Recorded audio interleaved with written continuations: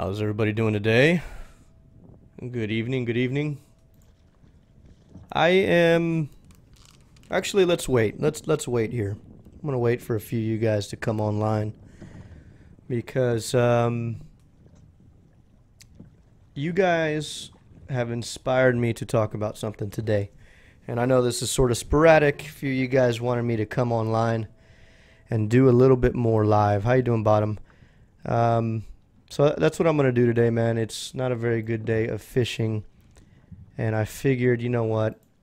Let's talk a little bit offshore kayak fishing. A lot of you guys have been asking us questions really all year. And I haven't really been able to touch on them. The only times I get a chance to talk about offshore kayak fishing and answer any questions concerning it is usually about once, maybe twice a year.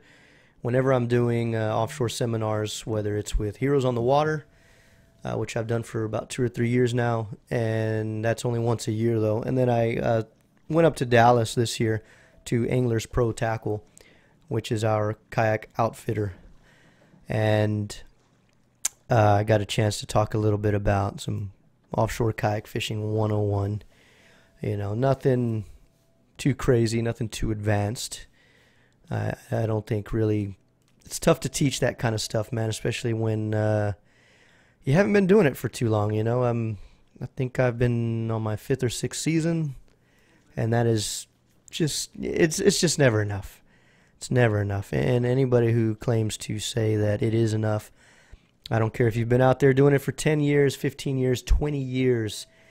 The one thing that you guys need to learn to accept is that offshore kayak fishing, there are no pros, as some may say, or claim. Yes, bottom line fishing. It was whizzy. It was whizzy. It was windy. It was about 30 miles an hour today in Galveston. Yeah. So it was 30 miles an hour today, even down here. So yes, sir. It was very, very windy. Let me know how the transmission is going.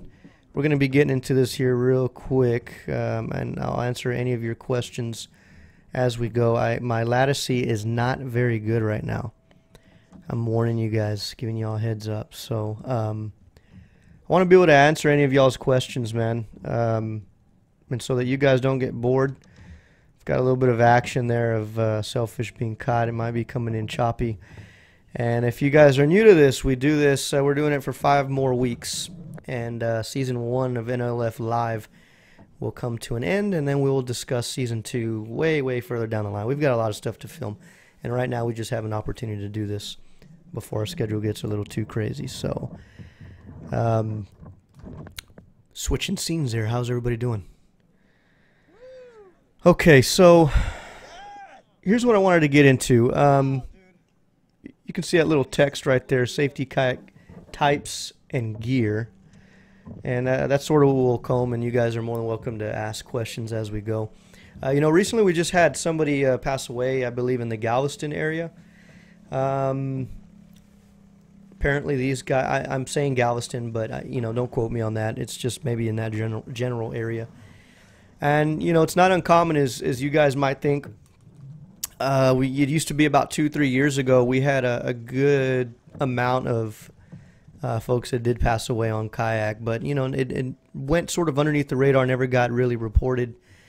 But in the last few years, the kayak craze, you could say, has taken a spike, and you know, it's now being a little bit more reported on. Now, you know, during this tournament that I helped host a few weeks ago, Hector Rios, he's a kayak fishing instructor for Coastal Bend Kayak out there in Aransas, and you know, he stated that kayak fishing is now the #1 sport of all water-related deaths. You know, as far as water sports goes, you know, so it's not surfing, it's not wakeboarding, it's not playing at the beach, it's not wade fishing, it's not fishing off of a pier. It is now kayak fishing. So these are hard numbers, and apparently they are now out. And you know, it's a problem. It's a problem because it's still a lot of folks are a lot of this could be prevented. Not all of them, man. Not all of them. We don't live in a perfect world, obviously. Some play some kingfish scenes. I'll see if I can play them here in a second. I'll get some up of you, Ruben, actually. Let me dig through my files. Whoa! You guys can't see those files. Those are secret files.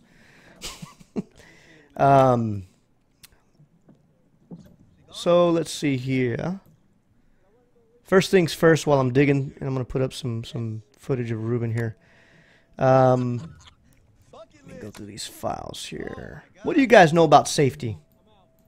What does safety mean to you guys while I'm digging through this? What is your biggest question and concern going into the sport when it comes to safety? Or what, better yet, what, yeah, you know, like when you're, tomorrow is your first day going offshore. What is the main thing that you are concerned about getting? What do you guys feel like is the most important thing?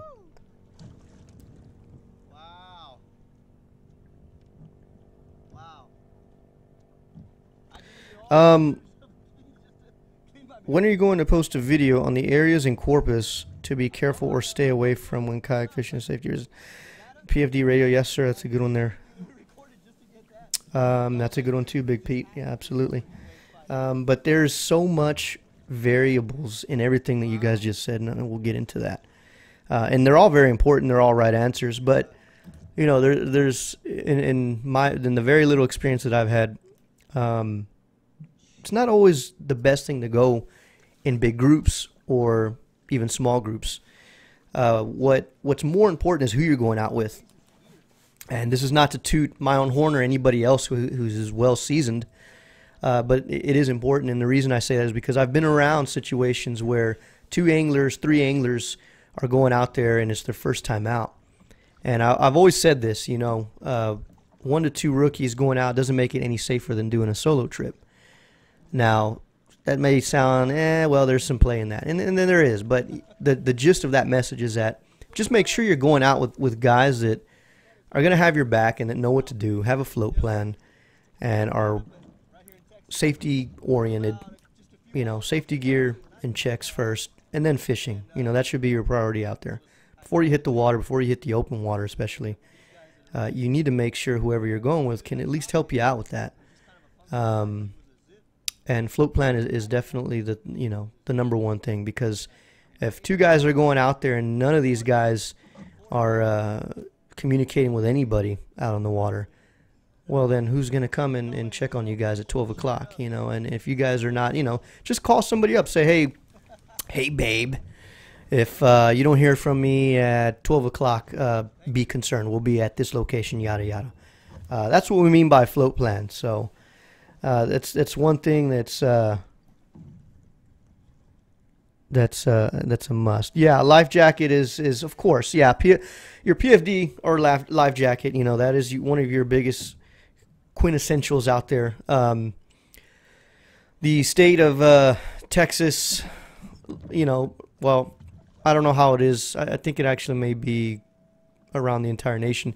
The law states that you just have to have a life jacket in arm's reach, but you know, out here in you know, every place has their own culture. Okay, for instance, Hawaii.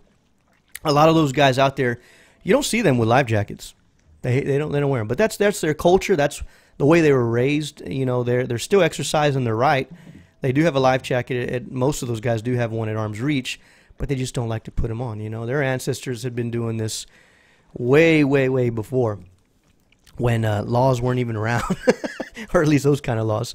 But out here, at least in the Texas area, man, it's very frowned upon if you're offshore and you're not seen with one.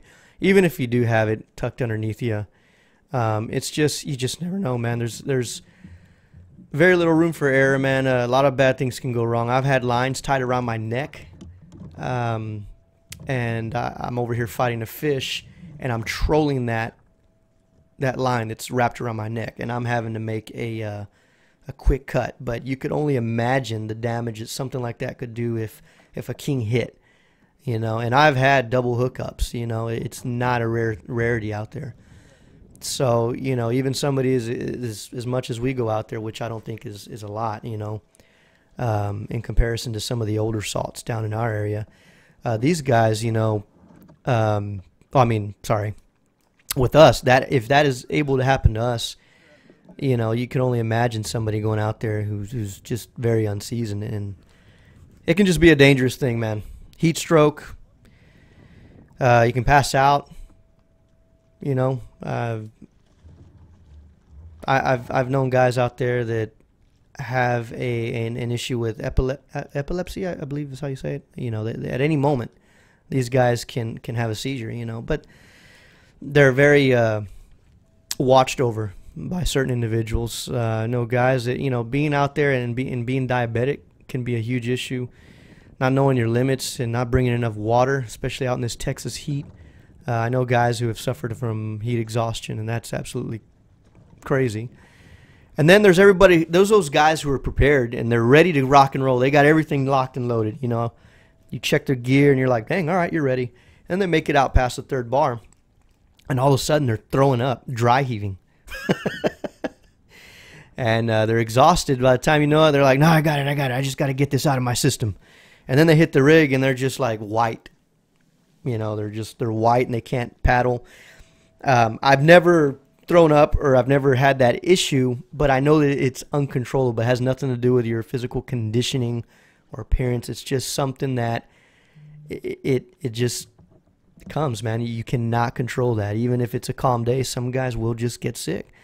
And, you know, us guys, you know, we're, you know, got a lot of pride and we don't want to back out or anything. So some of us end up pushing our limits a little too far, and that can get you in trouble. So those are a couple of things to think about in regards to safety. And yes, I did bring out a VHF radio. We do use VHF radios. Let's see if I can throw a transmission here from an old. It keeps record.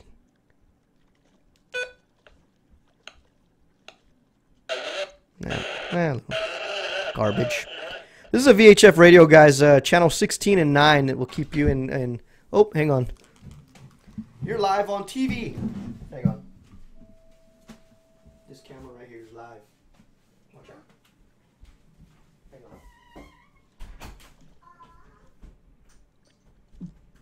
I'll be right there, CJ. Hang on.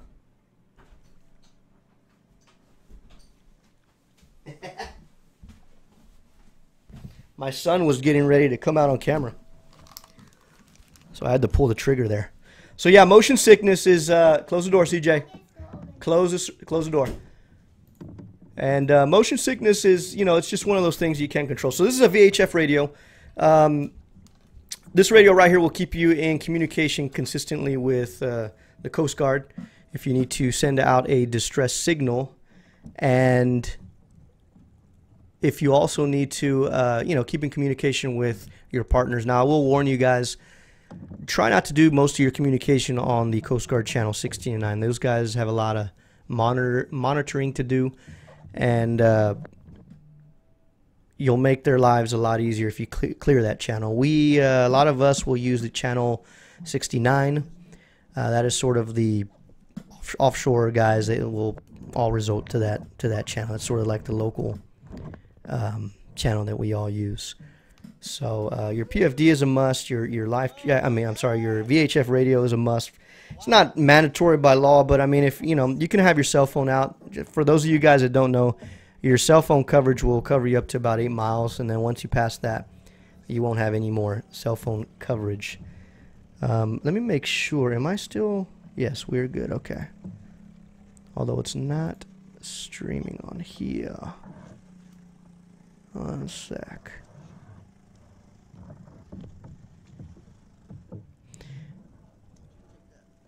Hang on. What if you don't have anyone to go out with? Don't have buddies and you go offshore? I mean, is it literally that bad going by yourself offshore? It's not. It's not that it's bad to go out by yourself offshore. It's just, what are you going to do when you run into problems?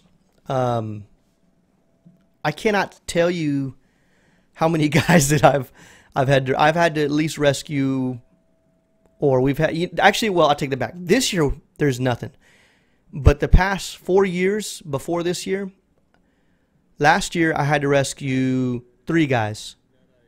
One of them was critical, like as in this guy. If I was not there, he'd have been game over. The year before, I helped 2 or 3 guys out They got banged up in the surf. Not life-threatening, but one of them was. He got concussed. And 3 or 4 years ago, I hauled in probably between those two first, those years were like about, I hauled in at least about 3 guys. And I'm talking about tow roping a kayak that's sunk or somewhat submerged and bringing him aboard and going through surf. And it's crazy, dude. What's up, John? How you doing? Yeah, motion sickness is the worst. This thing is not being cooperative. Let me see if I can refresh this. Which is probably not going to let me, but... Oh, it did. Okay. Like I said, my internet right now is a little janky. And I'm trying to keep up with y'all's messages as you're typing them, so... let me reload this here. Yeah, so it's not... I mean, it's just not... It's just not smart, man. I mean, I know, there's a couple guys out there that I know that do go out and do solo runs. Okay, there we go. So I can see your messages now. But it's just, don't rely on that, man. There's plenty of people that you can find to go out with. Go look out at the TKF forums. Now, when I say TKF forums, there's 2 versions of that. There's the millennial version of that, which is the Facebook. And then there's a really good forum that I haven't been on in a while. Well, this year I got on it, but it's been years since I've been on. Because it just, the whole forum revolution on, HTTP forums. It's just old school, but there's a lot of really good information. So you can visit TexasKayakFisherman.com, and their forums are loaded with information. And there's an offshore BTB section, which in Texas... Really, that's just... there's guys that say they go offshore in Galveston area, but it's not really... It's different than Corpus and the Pins and South Padre. It's a lot different. So, don't just try not to let that be an excuse, man. There's a lot of guys out there that are going offshore. Don't just pack your bags also and decide to go on a flip of a dime. You really sort of have to become a little bit of a meteorologist. In the sense that you need to load up on your apps. I use Windfinder. Guys use other stuff. None of them are super accurate. I'm just giving you a heads up. Just take everything that you see there with a grain of salt. I've had days where I'm out there and it's, oh, cool. It's 2-foot days. All right, maybe a little sloppy, but 2-footers are okay at 6 seconds. And I get there and it's 3.5-footers at 6 seconds. So, here, let's stay organized here, though. So your safety... yeah, man. Visibility, if you're out there on a dark kayak, it may be hard for you. We don't have a lot of boat traffic out here in Corpus. We're not like Florida in that sense. So we can get away with a little bit more than those guys, but still better safe than sorry. You can fly a flag in the rear. We use, I use one of these every now and then. I don't use them a lot unless I'm night launching. I'll use the Robleza setup that we have. Where's my... maybe I'll show you guys that later on. All right, let me get to some of these questions here. How effective is the marine two-way radio using all time? Oh, dude, it's very effective, Mark. A radio like this, don't go cheap on it, by the way. I'm not a big fan of Cobra because I've had Cobras die out on me. They say waterproof. A lot of them are not waterproof. I'll give you a perfect example. This one right here. One trip, I spent, I think, $50-$60. One trip this thing lasted. And I only keep it here for an example. Sometimes when I do my seminars, I'll show them something, this one, and I'm just like, dude, it says right there, clear as day, waterproof. One guy turtled with this on it. I led this to a friend. TJ, I love you. It's okay. You don't owe me nothing. I was just kind of disappointed. Now, I went away from Cobra, and then I got into, I don't have it. I have it somewhere here. It's a radio similar to this. This one still works. This is actually not mine. Russ, remind me, I got to return this one to you out in Dallas. Fort Worth. Sorry, not Dallas. Fort Worth. And okay, so what I'm getting to is spend money on a VHF radio. This was about $160. It's a Cobra. I know I said some bad stuff about Cobra, but as long as you spend the money, you'll get good quality. Don't go cheap on a VHF radio. spend some money, because you'll never know when that's your last lifeline, man. And keep it attached to you. That's big right there, man. A lot of guys are like, all right, cool, got everything, got my life jacket on, got a VHF radio. I'm gonna pop it in right here into my dry storage. In the event that you get separated from your kayak, you got two things that are gonna save you: your life jacket and your last form of communication, if you do not have a cell phone, is going to be your VHF radio. And I guarantee you, you call out a distress signal on this on 16.9, call out a mayday, I guarantee you these guys are going to answer. Ruben has had to use one of these, not for himself, but to help others get rescued. You can hit up Ruben. He can tell you that story. Not going to call out any names or anything. It's not about calling out names and embarrassing people. It's about learning how to utilize your tools. And so make sure that this is attached to you at all times. On this video right here, let's switch it over. You'll notice that I never, right there on my left shoulder, that's this radio right here that you guys are seeing. I never let that thing go, man. Never let that thing go. I've had some reels lock up on me when I'm fighting fish. The drag and everything's set perfect, but then something mechanically goes wrong internally, and all of a sudden my drag just gets cramped in, and now it's just an instant pull. And I've almost been tipped over. Ruben has almost been tipped over fighting a shark when we first started out. And we were all relatively new when all this stuff happened. Did we have a VHF radio? Unfortunately, not during those early times. And that's just me being real with you guys. So, what's up, Justin? Slick Rick, welcome back, man. Welcome back. Hadn't seen you in a few of these. Yeah, you finally got one. How effective are the? Yeah, okay, I answered that one. So we're still kind of combing over safety here. Do you guys use flairs? No, but I would highly encourage keeping one. First aid kit, flairs, VHF, a tow rope.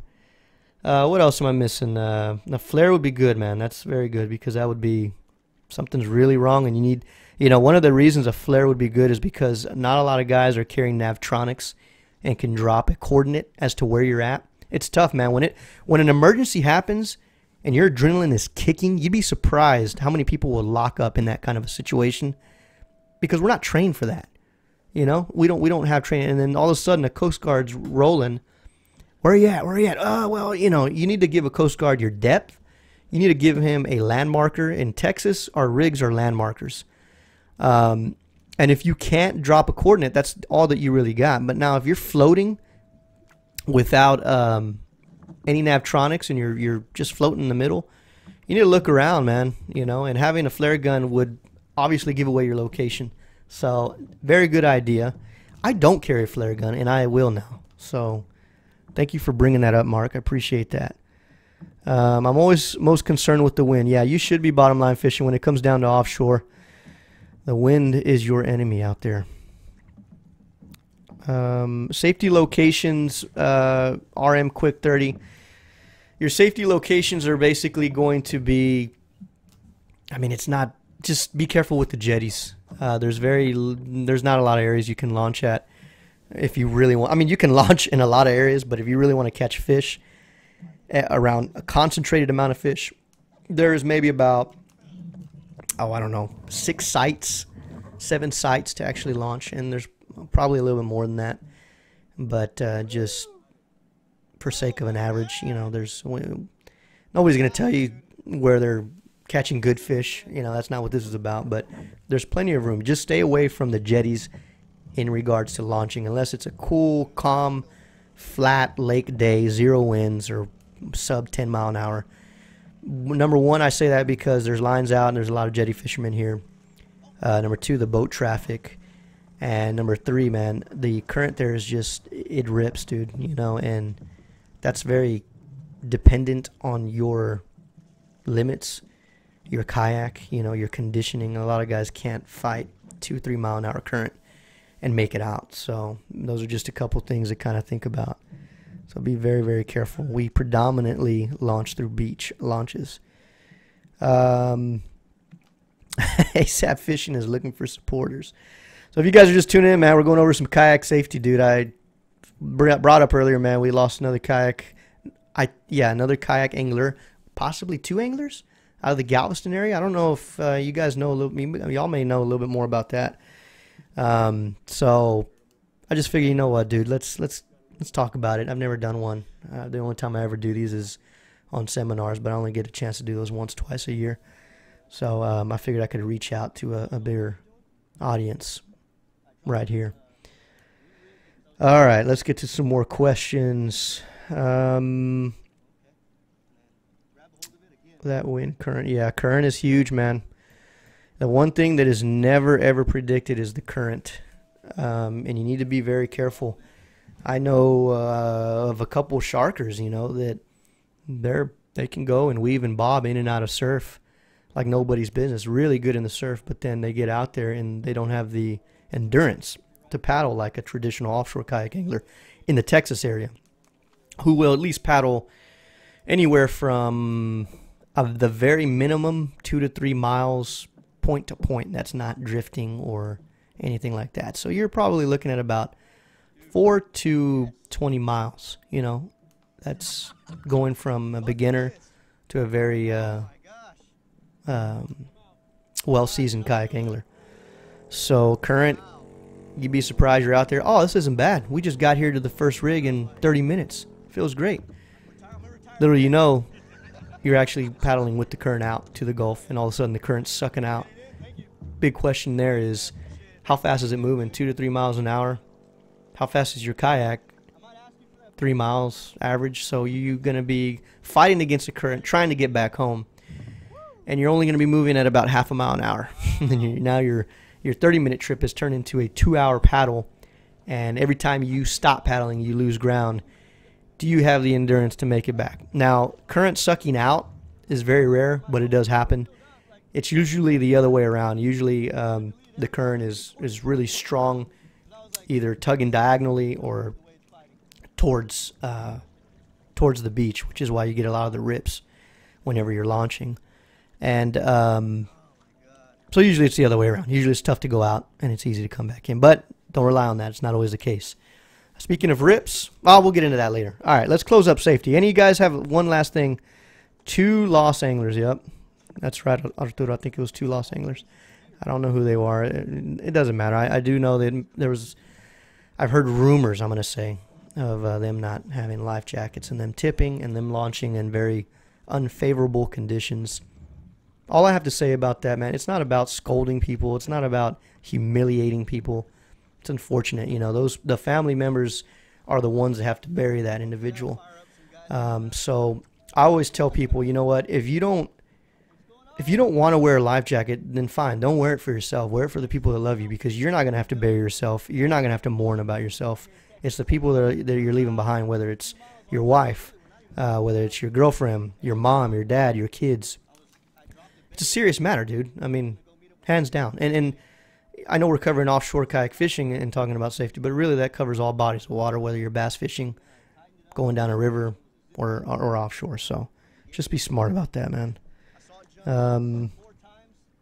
Let's all support each other for sure. Any safety classes, seminars recommended? Yes. So if you're in Aransas, I recommend you guys hitting up Hector Rios. He is a certified kayaking instructor. He will teach you the bare necessities of self-rescue, which means when you flip your kayak, can you get back on that kayak? It's a very different story, and I cannot tell you, and I'm at blame for this too, because when I first went offshore, I was fit, so it's a little different, but not everybody is. You know, I know guys that cannot self-rescue that go offshore. Once these guys turtle, that day is going to come that person will turtle, and he will not be able to get back on his kayak. He's either going to rely on his radio or being rescued, or his partners who he went with. Can those guys help him get back on his kayak? So that's a very good question. Yeah, Slick. I think I know what Matt, you're talking about. Matt's fishing adventures. Yeah, he put out a video, you know, of that, and there's a lot of that goes on. I think I know what video you're talking about too. What about the compass? Do you guys have manual compass on board besides EP6? No, we don't. I used to. I haven't put one on my new one. I had one on the Viking. I had it internally on my flap. I did my deal that I lift up. I had a little compass that you could flip, and the ball kind of hangs. That's very, very good use. You know, whenever we transition from like winter to the summer or spring, we get a lot of these fog events. You know, obviously it's climactic change and all that stuff. So all of a sudden you're launching, and 2 hours later the fog hits, and you're like, okay, which way is what? Don't rely on your electronics. The best and the one thing that will not fail on you, unless it's D-Day, is a compass.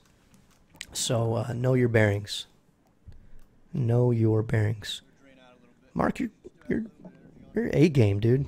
Guys, you're answering, or you're bringing up good stuff, dude. All right, so Kayak Types. Oh, hang on. Oh, no, that was a read question. All right, so Kayak Types. You guys, let's talk about Kayak Types, man. I cannot tell you, dude. We're in an age right now where, yes, offshore kayak fishing is blowing up, and it's thanks to a lot of people, not a individual. There's tournaments every year here between California, Texas, and Florida, West, Central, and East Coast. It's just a group effort, man. Everybody is just, kayak fishing offshore, and bass fishing is predominantly the more popular end of it, but offshore kayak fishing is coming in. There's something about that, and a lot of guys are getting into it. It's very exciting. Of course, it's a lot more riskier, but, you can have a lot of fun as long as you don't push your limits. And when something does go wrong, be prepared for it. But one of the biggest problems I can say that I've seen, at least locally here, is guys going out on just kayaks that don't even make sense to go out on. I've seen a dude go out there on a sit-inside kayak. Does anybody here not know the difference between a sit-inside and a sit-on-top? If not, speak up, and I'll just briefly describe that. And then there's guys that, are taking a particular design of kayak that doesn't have very good hatching, and just isn't designed to take water thrashing. It doesn't have a dry hole. Probably would not pass a water test. And they're taking these offshore, and with all the water thrashing, you find yourself having to bail water out. It's not to knock on any brands or call out any brands. It's got nothing to do with that. There's plain as day. There's just certain kayaks that are designed for offshore, kayaks that aren't. And there's great kayaks that probably would not do well in an offshore setting. They would do phenomenal in a lake setting. There's like I said, there's a difference in design, and those engineers and folks who know about that, they know what they're doing, and they can, I can tell you some basics about it, but somebody like Hector Rios out in Coastal Bend could easily break down the chines and all that stuff, about kayak fishing. So would the HD CUDA cut it? It would cut it in certain areas. Everything is territorial, man. It's one thing that people don't really talk too much about. In Texas, I wouldn't want to be in a CUDA. I'm not going to say it can't go out there, but I wouldn't want to be in a CUDA. Our breakers are sloppy. They're short, very choppy, and they're very, very sloppy. Coming in is a nightmare for a lot of people. It's the angler's worst fear out here in Texas, because it doesn't take much, man, to stir things up. We have a very slow declining shell. So basically what that means is that it doesn't take very long for the weather to cook, for the weather to get gnarly. Out in Florida, I've been out there where the winds are blowing 20 plus, and you look out there and it's barely white cap, and you're like, wow, that'd be way worse. If that happened here in Texas, you'd be throwing up, rocking and rolling, man, and the surf would look pretty gnarly. So it depends on where you're from, brother. Depends on where you're from. Out here in Texas, I recommend a kayak that is going to be a little bit, it doesn't have to be super light. There are disadvantages to a light kayak, and there are disadvantages to a heavy kayak. It really comes down, personally, the way I feel is it comes down to design. Who's making it? Where's it from? And do they have the credibility? Do they have the history of making good kayaks? So I look for something that's narrow. If you go back and you look at all the kayaks that have been offshore, there was one that I probably should not have been out there with, and that was the Malibu. Which one was it? That was the Stealth 14. It was a great kayak. I think if you're in Florida, I took it to Florida. Did great in Florida, by the way. But it's a little bit of a tank out here for Texas, and it wasn't that it took water or anything like that. It was a barge, man, and I couldn't build up the momentum I needed. It was too wide, so I was working a lot harder. Now, Malibu does make a fantastic offshore kayak at a very reasonable price, which is at X13. If you guys saw us a couple years ago, we were, fighting some pretty good jacks, decent kings, and some good sharks. The X13 is what I would recommend. It's under $1,000. I think they sell for like $9.99 or $8.99, and it's a good offshore kayak. The undercarriage hold design has a very similar design to what I'm in right now, the Trident 15. A lot of kayaks, by the way, have taken the Trident 15's hold design and sort of make it into their own. So the Trident 15, for example, speaking of credibility, has been making these vessels for offshore for a good while, man. So Viking is also a very good one. You guys have seen me in the Viking 440. Regional pairing, we were talking about that. So Viking is out of New Zealand. These guys have no choice but to kayak fish in big water. So their base design and their engineers are building kayaks that are suitable for their type of waters. So you bring that over here to Texas, and they perform phenomenal. Very, very good kayaks. And there's more out there. Let me go up here. There were some questions. Yeah, man, the Prowler 13, Ruben started off in the Prowler 13, and I'll tell you what, man, that Prowler 13, it's not the fastest boat that Ocean makes, but it is for sure a stable boat, man. And, this isn't a race. We're in the kayak industry. We're talking about the differences between a 3-mile-an-hour paddle and a 4-mile-an-hour paddle, There's some kayaks that you'd struggle to make 3, but if you're not covering mass amount of ground, then speed isn't everything. There's a balance between it all. And that Prowler 13, although is not, it is fast. Don't get me wrong, it is a fast kayak. But I wouldn't put it up against the Trident 15 just because of the way it's designed. The Prowler 13 is a really good balance between a very good balance between speed and stability. Definitely a little bit more stability, but pushes out a little bit more water than the Trident 15. But yes, I agree with you, Slick Rick. That is a phenomenal kayak. Just bought a 2019 Hobie Outback. Thoughts in terms of offshore? I cannot tell you from experience, but I am going to tell you my visual concerns of it. First off, the Outback is a good kayak. I know a lot of guys that have caught big fish. The problem with Hobie are the hatches, and any Hobie guy will tell you this. I'm not throwing a jab at any Hobie guys. I have very good friends that are in Hobies, and they'll be straight up with you. Every kayak has a flaw. There's no perfect kayak out there. The thing to watch out with Hobies are the hatches. The front hatches do take on water, so whenever you're busting through surf, that front hatch will take on water if it's a gnarly day. So be sure that you have a bilge pump, a manual bilge pump. Just go, hit the surf, check it, suck out the water, dude, and then you'll be all right. You'll be fine. My concern about the 2019, though, I don't really like the positioning of that seat, man. Now, this is a visual perspective. This is not, I've not been on the brand new Hobie, but my issue with that, and I think I know maybe why they did that. If you go back and you watch a lot of videos and pictures of people on the Hobie Outback, you'll notice that back end sort of sits a little low. And I think they try to correct that issue by moving that seat up forward. But again, that's just me speculating. I have no idea why. You sit very forward, and you have a lot of room in the rear, but you don't have a lot of room in the front. It's give and take with it, man. I feel like you are more susceptible to telephone pole in the surf here, if you don't know what that is. So one of the biggest critical points in surfing, coming back home, if you choose to go forward, is whenever those big waves push up on you and the back of the kayak is sticking out. And if it catches you the right way, the nose of your kayak will pretty much bury itself, and you will go straight in the water. and you will hit the gut, and then you'll catapult out. It's happened to me. It's got nothing to do with the particular kayak that you're in. It's happened to some of the best kayaks out there. It's just bad timing, and sometimes the conditions are just too much, man. So that's why you'll see a lot of like Sharkathon guys, the good guys out there that know what they're doing. They're in short kayaks. They're in these little small, like 8-footers, you know, almost like a whitewater. Not that small, but it's the concept. It's, you know, you're going to have a lot more control, a lot more maneuverability in a smaller kayak. So you can pitch over, you can broach a lot easier if it's designed for that. You know, again, I'm going to go back to design because design is key.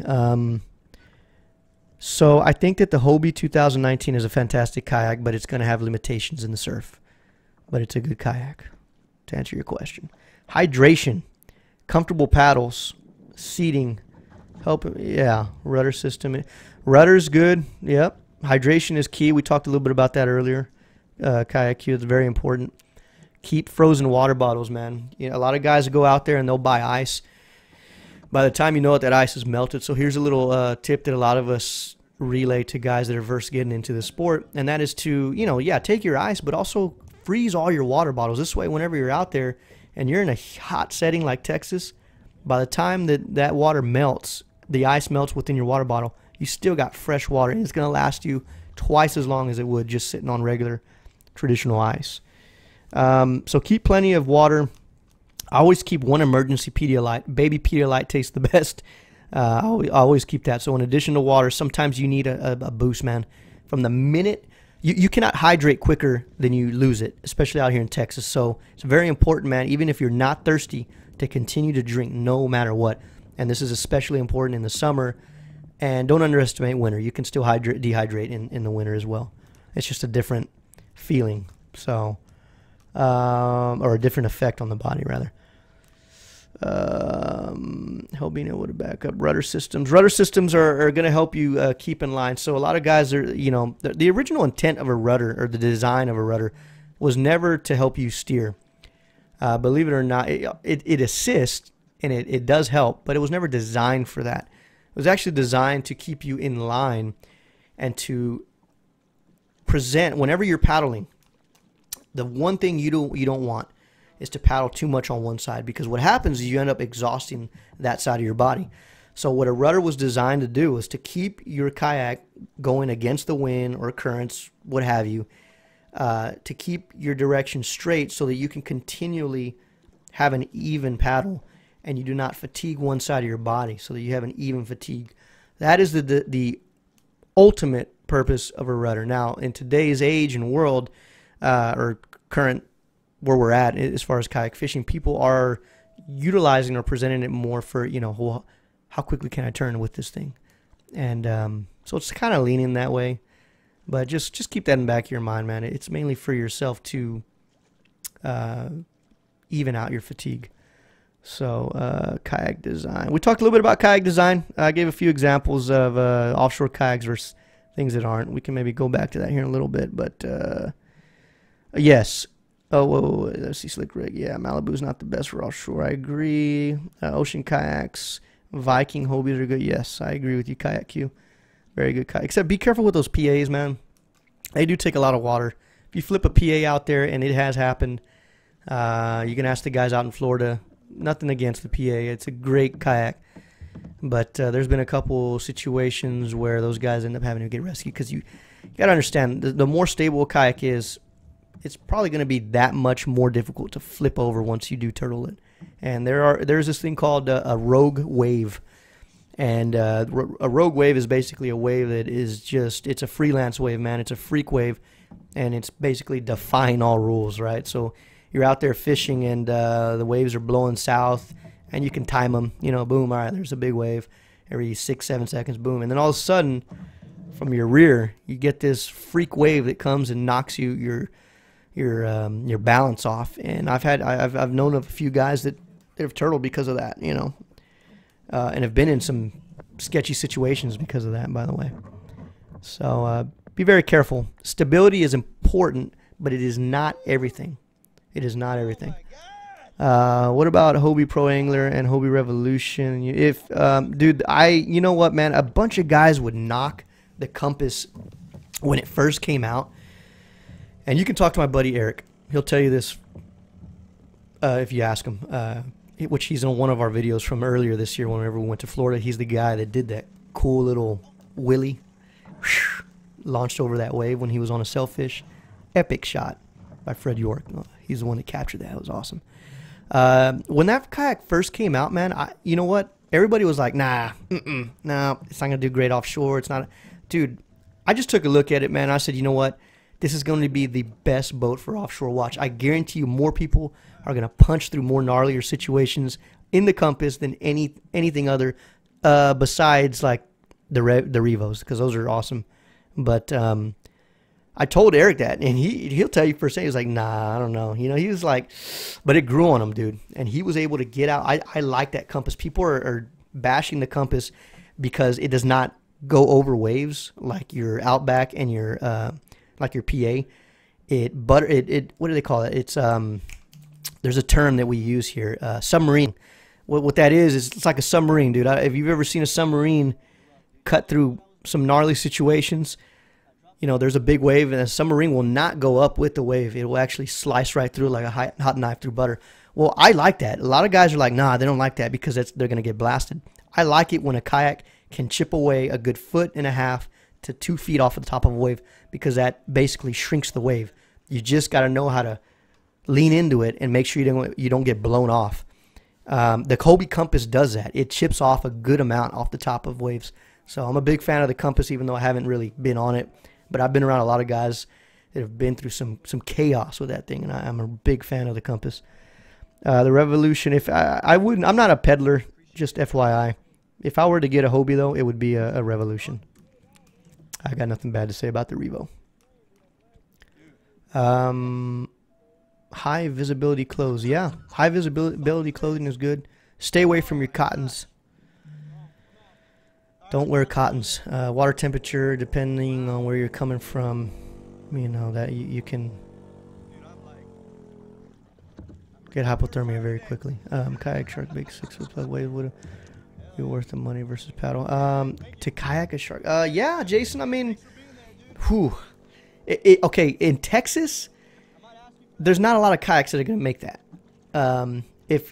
You know, in where we come from, I would rather you get a cheap little small ocean. What are those? They're like 10 feet, 8 to 10 feet. There are kayaks that are small and they kick butt, busting through waves. Like that Cobra, I think it's called. There's a handful. There's these short stock kayaks that look like whitewater kayaks. Those are the ones you want to run baits on. Don't spend your money on a $3,000 kayak or a $2,000 kayak running baits, because that's not what those kayaks were intended to do. Save your money. Get something that you don't need a big kayak like that. You don't need the propulsion.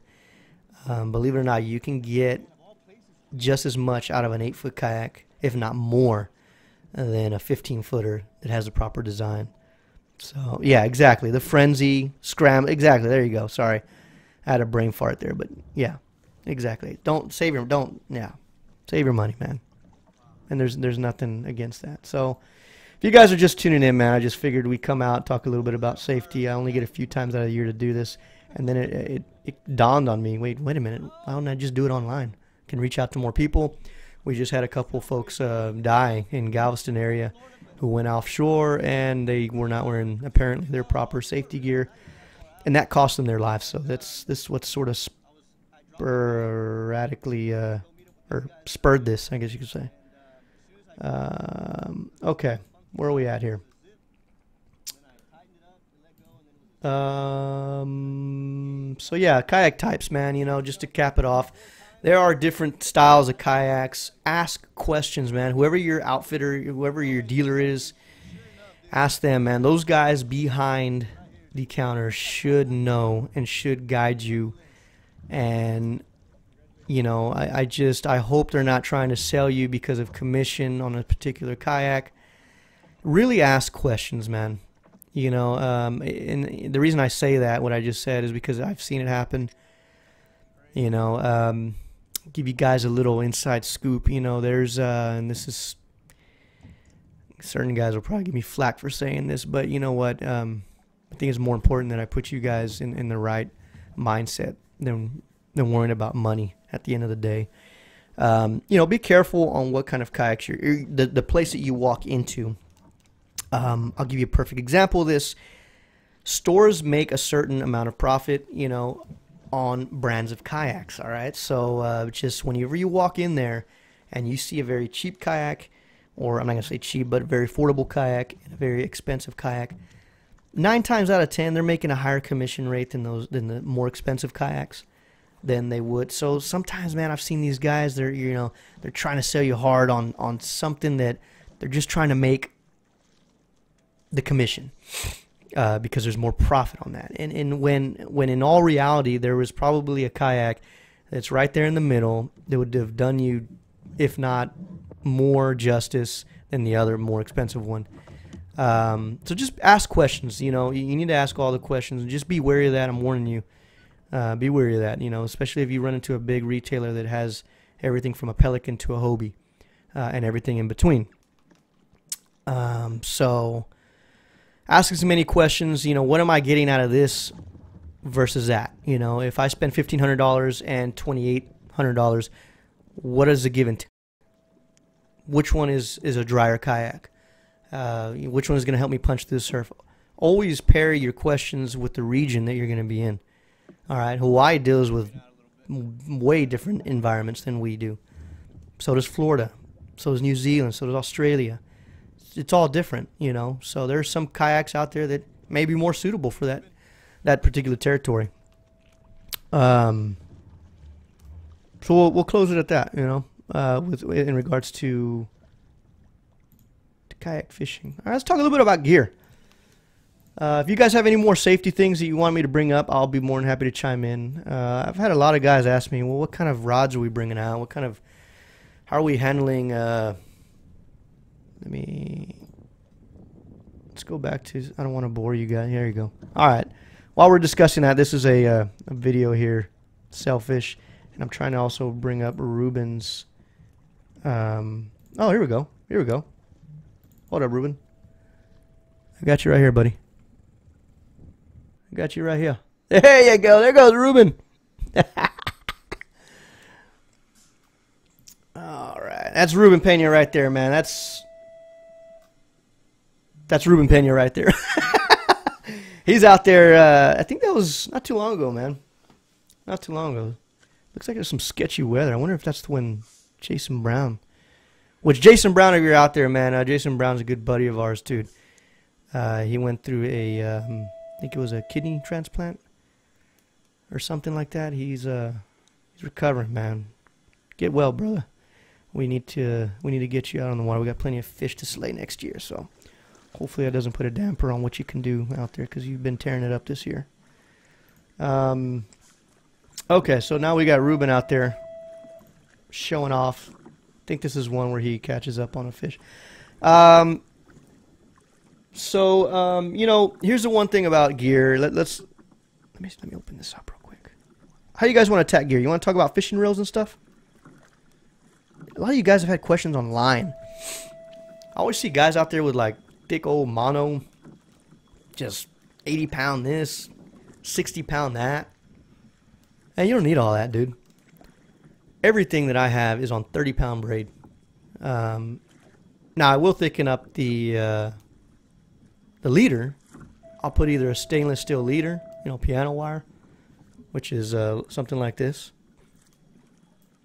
This is 44-pound. It's kind of my bread and butter weight in regards to using stainless steel. I'll go up to 66 sometimes, or 60 or 70. I forget what there's another one there that I have that I've been liking. This is 44-pound stainless steel, man. I fish with very light tackle offshore, what people would surprisingly think might be light, but it really isn't. So you don't need a lot of... It's more about, you know, especially out here in Texas, dude, we're not fishing in super deep water. So you'll notice a lot of our reels, man, which... let me whip one out for you. Hang on.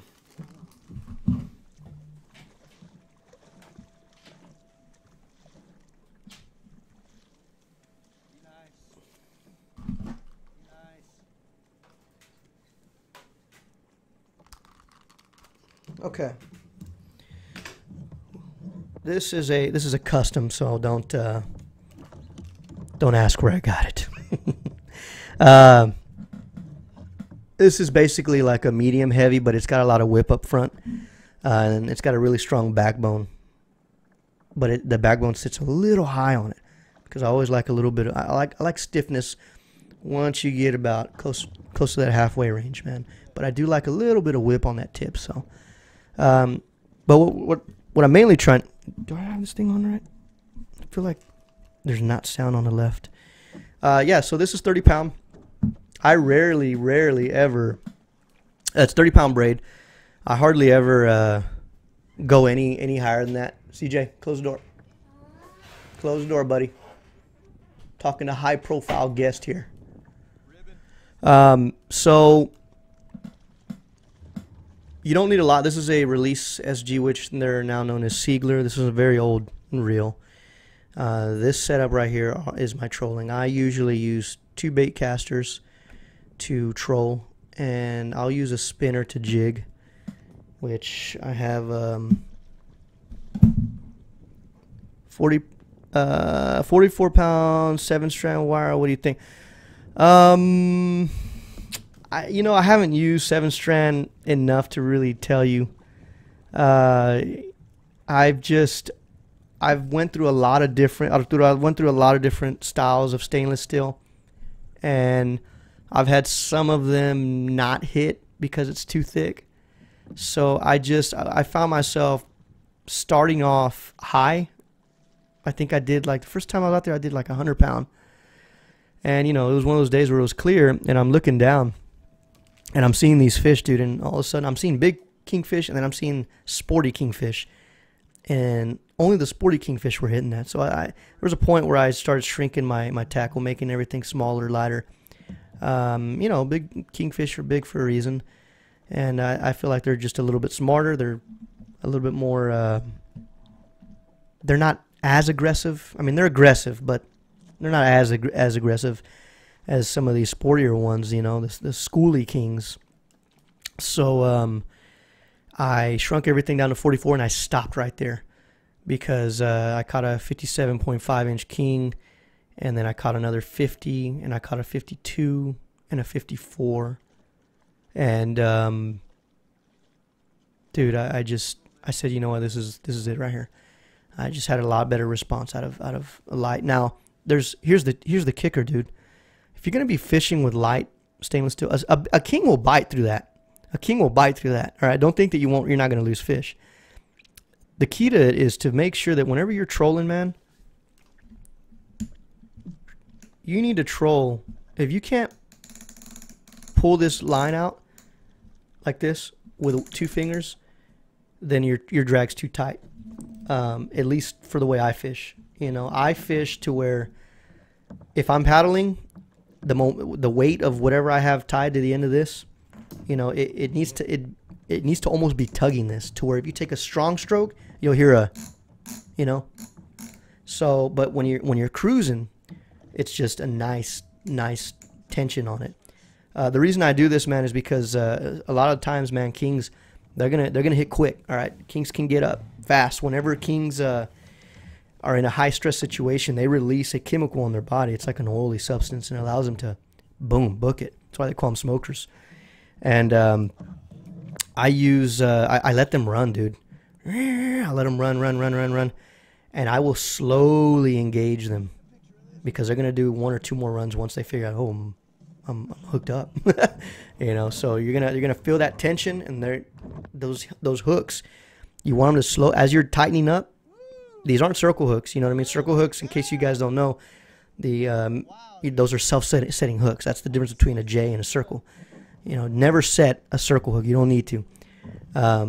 But with the hooks that I use, the treble hooks, you need to just, you can set them, but I wouldn't, because you're dealing with a very powerful fish out there. So what we do is we slowly engage until the first pump where he stops. Enough to where you don't want it to where if he decides to run, you're going to be, whoa, and you're going to go overboard. You just want him to where you slow him down, and then when he gives you that run, yeah, there's going to be some good tension, but he can make that run without you losing your balance and flipping that kayak. I feel like if you, bringing it back to your question as to why you, or how to fish with lighter gear, I feel like if you fish with very strong drag with a 44 pound and your rod is bowing over, you're going to lose fish left and right, and you're going to come back to me and be like, Chris, dude, you said that 44 pound would be good. And the first thing I'm going to ask you is, well, where was your drag set at? Was it too tight, or are you letting these fish run to the point where they don't even know they're hooked until you engage your drag? So very important. You know, if you want to feel the power of fish and let them hammer and run about a good 10 pounds of drag behind your kayak, which I wouldn't recommend because you can damage your kayak and gear, then you want to go with something at least 80 pounds and up. But I don't, man. I finesse my fish, dude. Very important, I think, for kingfish, because big kingfish especially, man, you can rip hooks out of kingfish easy. Never muscle in a kingfish, dude. You'll lose a lot of kings, man. This year, let's see, I use, somebody had asked about uncoated wire. What do you think? Not Too Kinky is good. I don't use Not Too Kinky. I don't use Not Too Kinky, Arturo, but it is very good. You know where I would use it? I wouldn't use it to troll ribbon fish or anything like that, but use it as a point-to-point leader, you know, just a single leader. So in other words, you want to use maybe for like a live bait presentation. You want to use Not Too Kinky for trolling, any type of swim bait. Oh, like these right here. Well, that's a badonkadonk. You know, something like this. Little Brokeback Magnum Long A from Bomber. You know, go ahead and make your leader however you want. And Not Too Kinky works great in situations like that. I would also use Not Too Kinky, well, I don't know. Maybe in like a jigging also, you know. I don't use it because it's expensive. I don't have a lot of break-offs and losses due to biting through 44 pound. I could, but I feel like I've adjusted enough to where my ratio is just fine. It's not an issue. But if it ever does become an issue, and it might, then I'll adjust and I'll try new stuff, new tactics. That's fishing, you know. It's all about learning, dude. Do I BTB in the winter? I don't, man. It gets real sharky here in Texas during that fall transition, like right now, which is why Sharkathon is going on. There's just a lot of sharks that come to play, and there's a lot of sharks out there in the winter, man. You can catch during the winter, man, as long as we don't get a good hard freeze. There's still cobia, redfish. There's probably some bulls running around the rigs. A lot of black drum. Hardheads, believe it or not. Kings kings are migratory. In case you guys don't know, kings are not here all year. They basically migrate south from the Yucatan, Cancun area. They follow this. They go from down there. They'll go back. So basically, it's transition. So when we're coming out of winter into spring, we start looking at the water temperatures. Once they hit about 69, 70 degrees, we can start expecting kingfish to come rolling in. That's sort of that magic marker, 70 degrees. Once that water is 70 degrees, kingfish should be rolling through. I've had them bite at 69, arguably 68, but it's very rare. Very, very rare, but they do. But anything below 70, man, chances of you getting a king are very, very low. So right now, basically all the kings are running south during this transition. You can still get on some, I'm pretty sure. I haven't but don't quote me on that. I need to look at the water temperatures. So just know that, all right? So whenever we come out of winter, the kings are running up along our coast north, and then whenever we gut out and we're falling back into winter, all the kings are going to be running back south towards warmer waters. Some of them will run deep out, and then some of them will run down to the Yucatan where it's much warmer. The reason I know this is because there's a lot of research and asking questions, you know, but a lot of it has been backed up by old books, man. I love reading books, and there's a book called Kingfish Bible, and it's a group of tournament anglers that did a lot of research back in the 70s and 80s. I think mainly 80s though.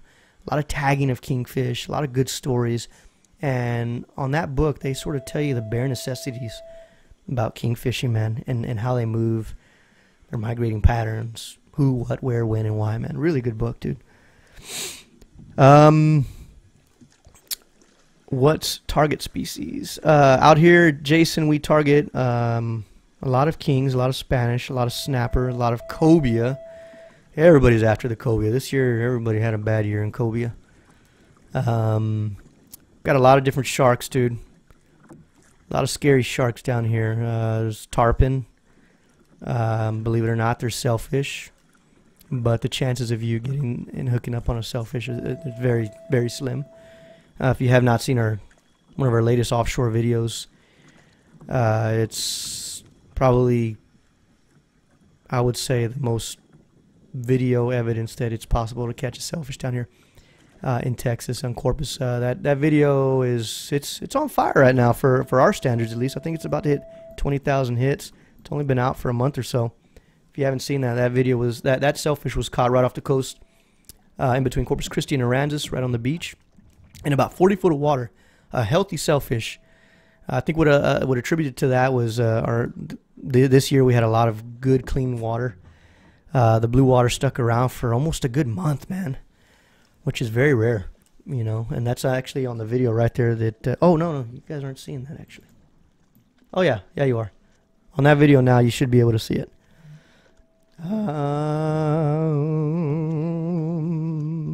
So those are some of the species. I'll talk about spinning. So I use, for conventional, I troll Kayak Q. But I also use that's all I use my conventional for is trolling. Trolling and whipping. You know what I mean? Tossing out a bait, whether it's artificial, live, or dead bait, you know, it doesn't matter. That's all that I use my conventionals for. And what I will use, I have 4 rods that I take. 2 of them are for trolling.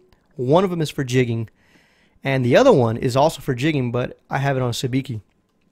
So I'm constantly, if I'm not trolling, I am vertical jigging close to structure. And I've caught kingfish like that. I've caught everything that I've caught trolling on vertical jigging. I wish I had one here, but I don't. Well, I can show you this for an example. I do have this is what I use to sabiki. Live bait. Works really good. It's the Marathon Go the Distance sabiki rig. I take a little inshore reel, dude, with a little 1 ounce weight, or 2 ounce, depending on the current, and I just drop it straight down, bring it up, live bait, boom, hook it up on a stinger rig, a short stock, what I call a short stock stinger rig. So in other words, it's just a J and 1 treble, and it's a lot shorter. And I'll put my live baits on that, man. So you got your J hook, and then you got your treble right behind. So you put you nose hook it, and then your treble just sort of right on the top of the back of the body. The key to that is to make sure when that bait swims, he's swimming naturally and he's not doing these crazy flipping upside down deals. It's all about natural presentation. So thanks, Arturo. Appreciate it, man. So it was a lot of fun, dude. Rare. It's going to be a good while until somebody does that again. It's just one of those years, man. We had one of those years. So I appreciate that. The conventional reels, yeah. So going back to that, all right. So these are my conventionals I troll with. My spinners I jig with. And that's really about it, man. We fish very simple here, dude. If we ain't trolling, we're jigging. And we only have about 50 foot of water, give or take, to work with. We can get down to 60 feet, but you have to be a well-seasoned angler to get to those depths. We've got a lot. We can ride on our beaches here in Texas, man. That's sort of what makes the Texas coast so special, dude. And we catch a lot of fish. It's like our little Florida paradise here in Texas. From Corpus down to South Padre, man, the water clarity is superb from a Texas standpoint, and it's very tropical. And there's a lot of hidden secrets between us and Padre, and it's phenomenal fishing, dude. If you draw a line from Corpus / South Padre right over across to Florida. You'll notice that it'll hit the Tampa Bay area, and as it would have it, we share very similar species to those guys. So we have very good fishing here in Corpus. Topping off with mono. Do you recommend spooling with braid and topping off with mono? I mean, what are you going after? It depends, man. Remember, braid doesn't have stretch and mono does have stretch. So if you're going after, Luis, if you're going after a tarpon, a lot of guys will want that stretch. You know, they'll want that stretch because tarpon, they're aggressive, dude. If you're catching a tarpon on braid, you're going to feel that, dude. You're not going to get any, hang on, CJ. You're not going to get any shock to that, no shock absorbent. It's just going to be straight tug, boom, boom, boom, aggressive, dude. Tarpons are known for breaking hands, dude. So a lot of guys will fish tarpon with mono just because it's a much better fight. It's a cleaner fight, I think. Now, I'm not speaking from experience here. This is from people that I know. And I've said, hey, look, going after tarpon here off the Texas coast, what do you recommend? And these are guys that have caught tarpon almost every day. You know, it's their job. They're guides. But that's not to say you can't catch a tarpon on braid. I'm just saying, you know, why are you trying to tie the mono to it? Are you trying to go for visibility? Are you trying, almost like a fluorocarbon? You're trying to go for better visibility or abrasion? I'm not sure why. I don't do mono on braid. If I'm going to tie anything to braid, it's going to be fluorocarbon or stainless steel. I'm going to tie a leader. So, tag and release form from, wait, what do you, Oscar, I see your question. Tag and release from kayaking. Explain yourself a little bit. I'm not sure what exactly you mean. South Florida is another, yeah. Oh, yeah. Oh, I'm sure Kayak Q, yeah. Yeah. Well, a lot of my friends are guides out there in South Florida, you know, from Pompano all the way down. And I've done fishing out there for a couple years now. I fish the Extreme Kayak Fishing Series, the Sailfish Smackdown. I've done that a few times.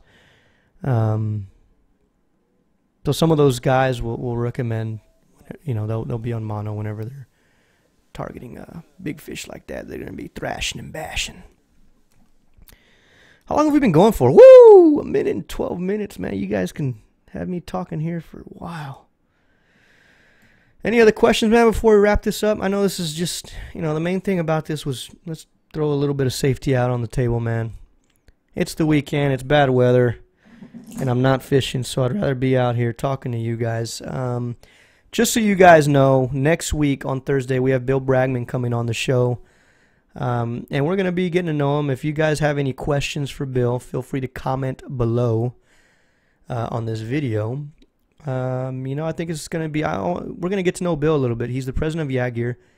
He's the world-leading kayak fishing accessory company. And he has a very interesting story. I think it's very interesting. I don't know.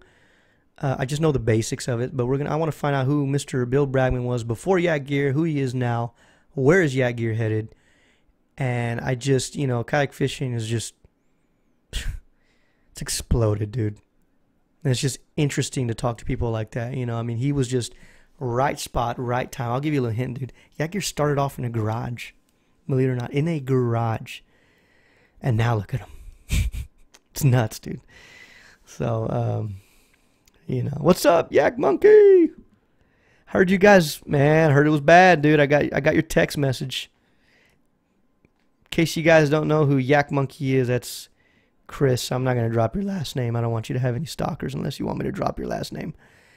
But me and Chris and another buddy of mine, we have a very rare metal here. We joined an offshore tournament, boating tournament, and the Plastic Navy won, which is our team. So, not a lot of guys can say that they have won offshore tournaments against the boaters who have the entire Gulf of Mexico to play in. But we did this year. So, woot. Yeah, his name's John Doe. John Doe was out there at Sharkathon. We were talking a little bit about it. We're sort of wrapping it up now, Chris. But we were talking. I was kind of bored, dude. So I came on live, talk a little bit about safety and enlightening some of these guys who are wanting to get into it next year. And we're talking about the guys who passed away in Texas or in Galveston this year. So I went over a little bit of safety stuff with them. And then we sort of ended it with, what did we end it with?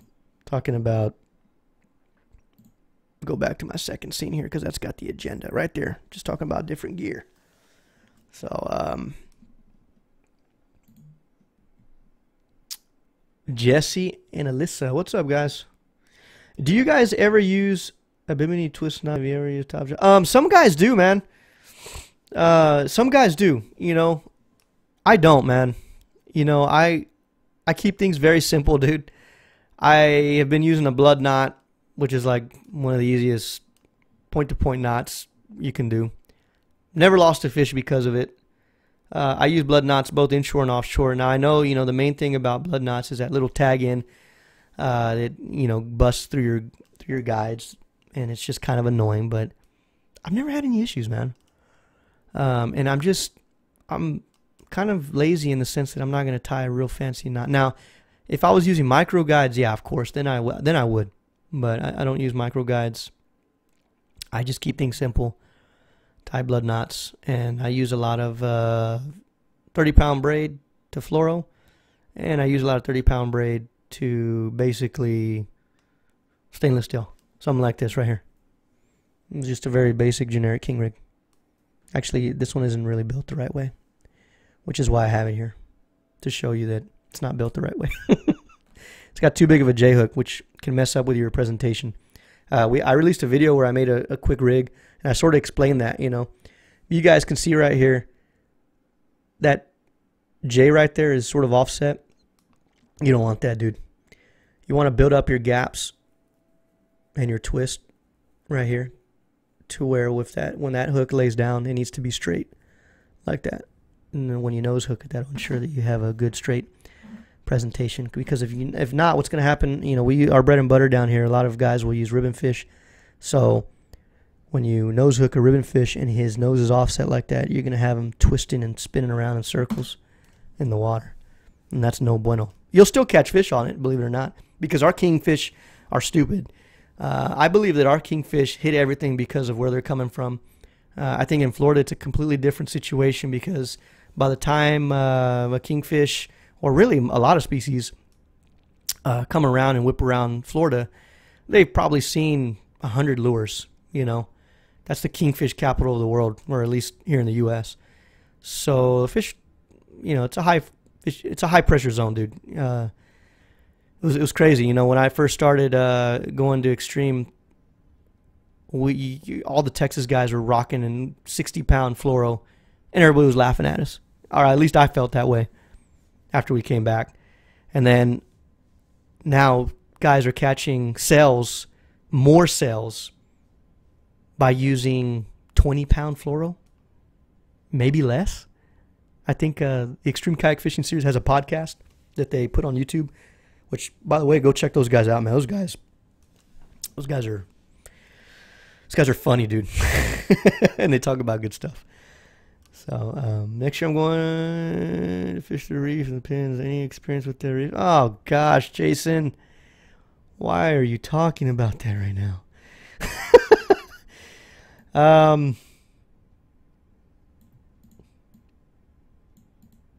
What do you want me to say to that? No, hit me up in PM, dude. We can talk about that in private. I won't talk about that here on YouTube. Most fun fish to catch from a kayak. Woo! Oh, man. Dude. I mean, of course a sail, you know.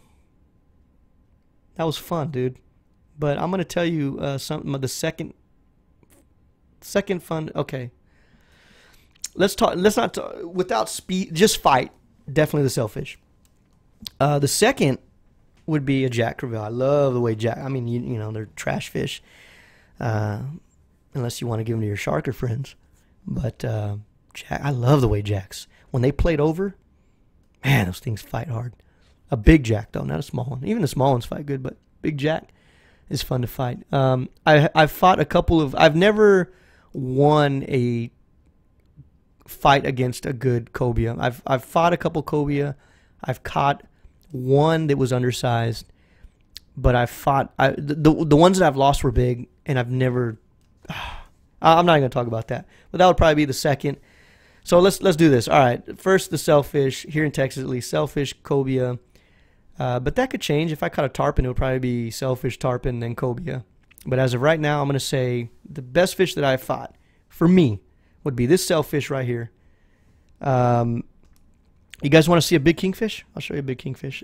The second would be, I'm going to just scratch everything I just told you guys. This is just fun fights regardless. I'm not, just they were fun. All right, hang on. Hang on to the old bridges. Let's pull up this kingfish here. Okay. Here we go.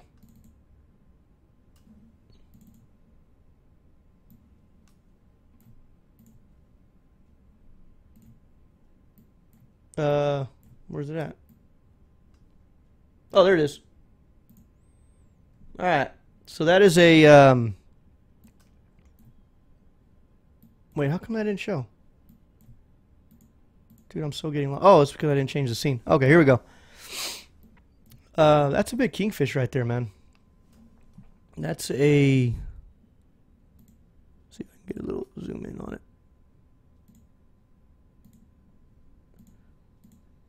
Whoop. Okay. So that right there is a 57.5 inch kingfish. That is not by far as big as they get. I have a friend who has caught a 63 inch kingfish here in Corpus, and that was, I believe, 2 years ago. My good buddy Mike Flores and company, they were on a TI, so there was a couple guys involved on that, but they had a 63, but it was a skinny 63. A lot of our kings here are skinny. See, the record is a 50, it's smaller than this. The record is actually 56, I believe. Maybe a 57. But it was chunky, dude. It was about twice the weight of what you're seeing right here. Twice. You can look that up. Texas Park and Wildlife. So, I beat the record by length, but definitely not by weight. That would be the second funnest that I've caught. And then I would say losing... well, landing now. Let's talk about landing. I would say then...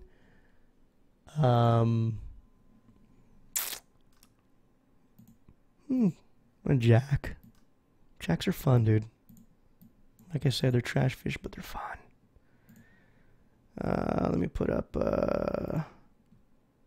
that's not me, by the way, on that picture. Even though we have the same beard. That's Mark Garcia. He's much better looking than me. So. Alright, so let's get to some more questions here. That is Oscar. I have a video. If you go back, I talk about that video. So we have different playlists. We have our saltwater adventures, freshwater adventures, and then we have our live now playlist, and then we have a behind the scenes. If you guys have not checked out behind the scenes, go check it out, man. It's everything. We're filming the film. I'm showing you guys how we actually film the show, taking you guys and opening up packages, product testing, all kinds of stuff that we wouldn't normally have done, or what we've really missed out on in the last few years. And on one of those behind the scenes, in Oscar, is I go over that product called leg luggage.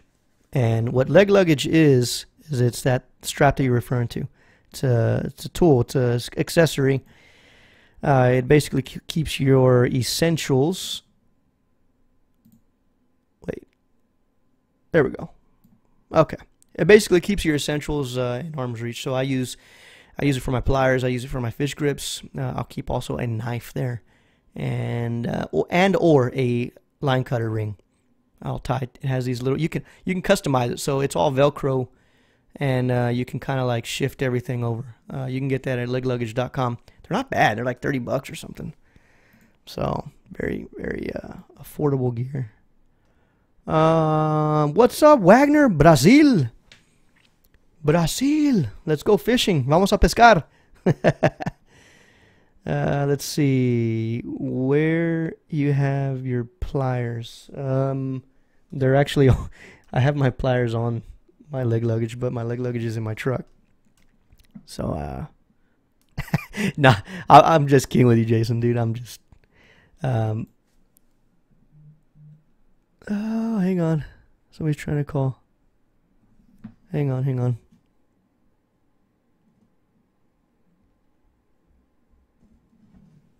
Okay, so where can I get an NLF decal? Luis, I just sent off my last decal. I need to get more, man. We blew through 60 of them really, really quick. Just keep tuning in, man. We're going to keep continuing to give away stuff. I don't know if, Luis, you're one of the guys. We just sent out some packages. I got a package late. It was one of our guys won. By the way, on these lives, not this one, but on the normal ones, we give away stuff at the end of the show. So, like next Thursday, we have Bill Bragman. And at the very end, hang on, CJ. At the very end, we always give away a giveaway. Next week, Fish Spoiled is going to be giving away a bunch of stuff, dude. He's one of our anglers, so you know there's three guys. I mainly do a lot of the filming and editing here, but our other anglers, which is Ruben Pena and Ram Garcia. Ram Garcia, also known as Spoiled_Outdoors. He's doing a huge giveaway. He just hit 1,000 followers on his Instagram, so he's going to actually do it here live next week, next Thursday, so tune in. The way that you guys can get in on that giveaway, by the way, is to go on his Instagram page, Spoiled_Outdoors, and you just go and tag somebody, and he's throwing your name in the pot, and we're going to unveil the winner. And, dude, wait till you see what he's giving away, dude. That's probably one of the best giveaways I think I've ever seen. He's got all his sponsors that chipped in. It's almost like you put a mini table of like a sponsorship gear, and everything's just going to that winner. I'm like, holy moly. It's like $200 or $300 value, if not more, of the stuff that he's going to give you guys. So, shout out from Brownsville, Oscar. Dude, I'm going to be going down there soon, man. Well, in that general area. I wanted to get down this year, dude, but I didn't have a chance. Although we did do a behind the scenes where I was messing around at South Padre. I went down there to go play around, go scope out y'all's water. Y'all's water clarity is so good. And I want in on some of that tarpon action and some of that snook action. So I'll be down there, man, very soon to whenever the season kicks off. for that, so looking forward to hanging with you guys down there. Have you already talked about what to wear when it's cold? Eric, I haven't really weighed too much into that, but I can. Layer up, dude. But when you layer up and you're kayak fishing when it's cold, I'll give you a little inside scoop here. I'm about to come out with an episode. It's a behind-the-scenes episode, so if you guys have been following that, you know that we talk a little bit about gear. I open up packages that come in, and we give them a whirl. One of those is going to be waders. So speaking in light of what, who was that asked that question? Who was that? Oh, Eric. Speaking in light of what Eric was asking, we're going to be talking about layers and how to utilize waders with your layers. And waders, man, gotta be very careful, dude. I know two guys personally that have died 3 years ago. And he died because he was wearing waders. One of the big things about waders, man, in kayak fishing, it can be dangerous, man, if you don't know how to wear them. Now, I'm not big on waders. This is going to be, honestly, it's going to be the first year that I really stick to them. I've worn them, but I've never really religiously worn them. But this year I'm going to have to because we're going after a monster trout this year, like every year. And I think it's going to happen this year, guys. But we'll see. Knocking on wood. Or whatever. Light a candle if you're Hispanic. Light a Santa Maria candle. We're going to have to wear waders, though, because it's going to be really cold. So I'll get into that. I don't want to kind of spoil that part of it because I really do. That's going to be a full behind-the-scenes episode, but we're going to be talking about those layers. I will give you a hint. I mean, I'll just tell you straight off the bat, don't wear cotton. Absolutely not. know, even when it's cold, your body's sweating. If you wear cotton, I know guys that wear like gym pants, you know, those cotton gym pants, and then they'll put their waders on. The thing is, dude, you got to remember, man, your body can still sweat. It does still sweat when it's cold. And so what happens is that sweat has to go somewhere. Well, it's not going anywhere. It's being absorbed in your cotton. And once that exterior temperature cools down, you can actually get hypothermia just like that, dude. So you need something that's not going to hold your sweat. That's the key, man, when you wrap up. I believe wool is a very, a lot of people are like, they get confused between wool and cotton. Wool is actually very good. It does not absorb like cotton will. So dry fit wool. I've written a couple of articles about this, so stay tuned to that, and we'll get into specifics. I layer in 3 different layers, 3 to 4, just depends. So we'll get into that. Have you considered a wetsuit? Man, Yak, I haven't, man, but I should, to be honest with you. You should fish here in Brazil. We have a lot of rivers. I don't know. Dude, rivers frighten me, dude. I'm more scared of rivers than I am offshore. Thanks for response. It's getting cold and cold. Yeah, Eric, it's getting. Are you from Corpus? Okay. Yeah, it's getting cold. And when I put on these waders on this episode coming out, I expect it out before the end of the month. So here in about a week. When I come out with this episode, like I said, I'll expose all those layers and I'll show you how I'm doing it. And hopefully you guys can benefit from that. But don't let the cold weather fool you, man. There's some good fishing coming, especially right now. But even whenever that bait gets lethargic, you can get out on some good fish. You just got to match the hatch, use the right presentation. And going back to the guys that died, I know, one particularly stands out. He was in a boat. He wasn't in a kayak, but he fell over in the boat right there at the JFK, right there in between Causeway and Red Dot Pier. And what happens, the bad thing about waders, man, is it's a drift sock essentially if you do not have it tight enough around your belly. So when you have a wader on, you need to make sure you're wrapping that thing up, dude, because if water breaks through that portion of your waders and water starts gushing in there, dude, you are not going to be able to take off those waders, and you have become a human drift sock. And I don't care how strong and in shape you are, you're going down, dude. And there's just nothing you can do, and not to get gruesome or anything, but man, they didn't even find this kid floating. They found him pinned underneath, like in between some structure. It was bad, dude. So just be careful with waders, man. Know your territory. Punch the ground. You don't want to be sinking in the mud.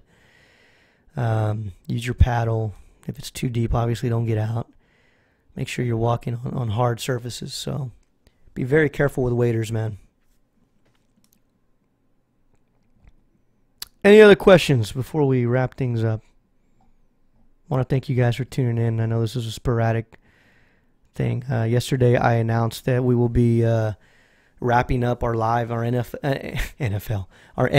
live here in about 5 weeks, and then we'll close out season 1. And then some of you guys were like, "No, we want you to do more live streams."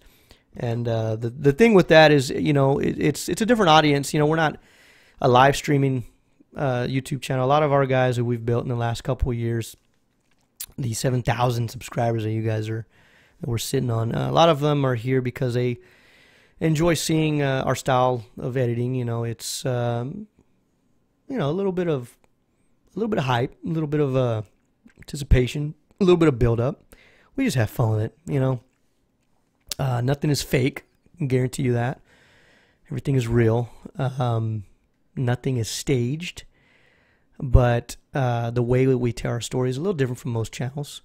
So the audience that is following that, they like that, So I didn't want to just do a lot of these, because then we would lose a lot of those subscribers, and I'm sure we've probably lost a few that are like, nah, I don't like this. So I'm breaking it in seasons. This is season 1. We're halfway through it. We've got 5 more episodes, and then we're done with our lives. And on each one. Now, this one doesn't count, even though I'm going to put it on there. If you're new to this, I'm bringing on special guests, dude, and I'm trying to make them interesting. So last week we had Mark Garcia tell us about his Ray Del Mar, which I'm wearing that shirt, his kayak fishing story. First time offshore kayak fishing, first time king, first time flipping over in deep water. Holy moly. And then he comes back and he wins the offshore division for Ray Del Mar. Takes well over a G and gets another $1,500 kayak. So the dude's just kicking his feet up, 3 Gs as a first timer. It's anybody's ball game. Offshore kayak fishing. It's hot. It's now. You're watching NLF live. I'm just kidding with you guys. All right. Man, my dogs are barking. If you guys don't have any other questions, man, I'll end it with this. Thanks for tuning in. It's been a heck of a ride. Once we hit 10,000 subscribers, man, I told myself I would never do this because I think it's so lame. But I'm going to do it anyway, man, because you know what? I think I was wrong for thinking that back then. And when we hit 10,000 subscribers, dude, we may be giving away a kayak. Maybe giving away a kayak. So, by the looks of it and the pace, we've been averaging about 200 to 300 a month, brand new subscribers. So I think we'll get there rather quickly. So, stick around, guys. Stick around. We're mixing things up. If you're into saltwater fishing adventures, we got that. If you're into freshwater fishing adventures, we have a small playlist, but we plan on building that this next season. If you like open discussion and special guests and talk to interesting people, ask interesting questions, NLF Live is every Thursday at 7 p.m. Next week, we have Bill Bragman, the president of Yak Gear. We're going to be interviewing him and taking y'all's questions. So if you guys have any questions for Bill Bragman, now's your chance. You comment below, and I'm writing these questions down, and I'm going to holler out your name. I'll be like, all right, this question for Arturo. He wants to know, Bill, how much money are you making? Just kidding. But you get my drift. Ask interesting questions. I'm going to be talking to him, again, I'm repeating myself here, but I want to get to know who Bill was before and after Yak Gear. What was going on in his mind when he started this company? Because I don't know if he ever really thought that it would get to where it's at. I really don't, but I don't know. I'm just assuming. His company is the 10-year anniversary was this year, so the company started off by building rod leashes in his garage, and then it became they became a rock star, man. I mean, Yak Gear is a rock star in the accessory industry. So a lot of you guys see that we also use Railblazer products, and they all work together. They distribute Railblazer stuff. So that should be a fun conversation with Bill, and we're happy to have him. He's a super nice guy, man. Like, it's not every day, man, that you can reach out to a CEO and call him on his phone and have a conversation. How often can you call Merrill Lynch and talk to the CEO? How often can you get a hold of the DOA guy? How often can you talk? You know what I mean? You know what I'm getting to. Bill is a global leader in the kayak fishing industry, and you could talk to Bill on the phone. Like, he's that cool of a dude. Now, I'm not saying for you guys to go out there and blow his phone up, but he's a cool dude. What's up, Mark? We just got done talking about you, dude. We did a who's hot or not comparison to me and you. Apparently, you're hotter. So, do I have any gear for sale? Yeah, I do have some gear for sale. I've got some camera gear for sale. I've got, if you watched any of our videography and the last few episodes, a lot of our B-roll, that camera is going for sale for $700. I've also got a DJI Mavic Pro. Shoots in 4K. It's super legit. So any of our drone footage that you look at, that's all where it's coming from. I'm selling that for $700, which will save you a couple $100. The camera will save you about $300 or $400.